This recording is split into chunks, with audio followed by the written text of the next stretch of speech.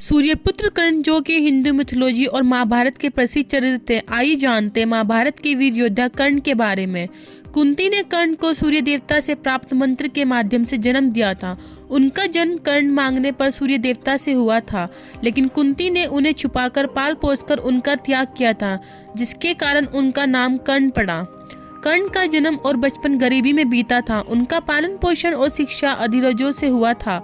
दुर्योधन, हस्तिनापुर के राजकुमार, ने कर्ण की प्रतिभा को पहचानकर उन्हें अपना मित्र बनाया। दुर्योधन ने कर्ण को अनेक सम्मान दिया और उसे कुरुवंश का एक महत्वपूर्ण हिस्सा बनाया। कर्ण ने परशुराम के गुरुकुल में अध्ययन किया और उनसे धनुर्विद्या सीख ली। परशुराम ने क्षत्रियों को शिक्षा नहीं दी थी, लेकिन कर्ण ने अपना असली वर्ण छुपाकर गुरु के शिष्य बनने का झूठ बोला था और परशुराम ने उन्हें धनुर्विद्या सिखाई। सूर्य देवता ने कर्ण को अपना कवच कुंडल दिया था, जो उन्हें अमृतमन बनाता था। इस कवच कुंडल ने उन्हें अत्यंत बलवान बनाया था, लेकिन युद्ध में भगवान इंद्र ने उनके कवच कुंडल को प्राप्त करने के लिए उनसे मोहर लगाया था। उन्होंने अपना कवच कुंडल इंद्र को दान दिया था, जो उनको अत्यंत बलवान श्रोत्र था।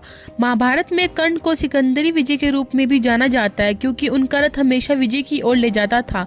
कर्ण की जिंदगी का एक महत्वपूर्ण हिस्सा उनका महाभारत युद्ध में योगदान था कि वो कौरवों की ओर से लड़े थे अपने सखा दुर्योधन के लिए, लेकिन जब उनकी सच्चाई का पता चला कि वो कुंती के पुत्र और पांडवों के भाई है, तो उनका अंतर्मन उनके कर्मों को लेकर व्याकुल हो गया।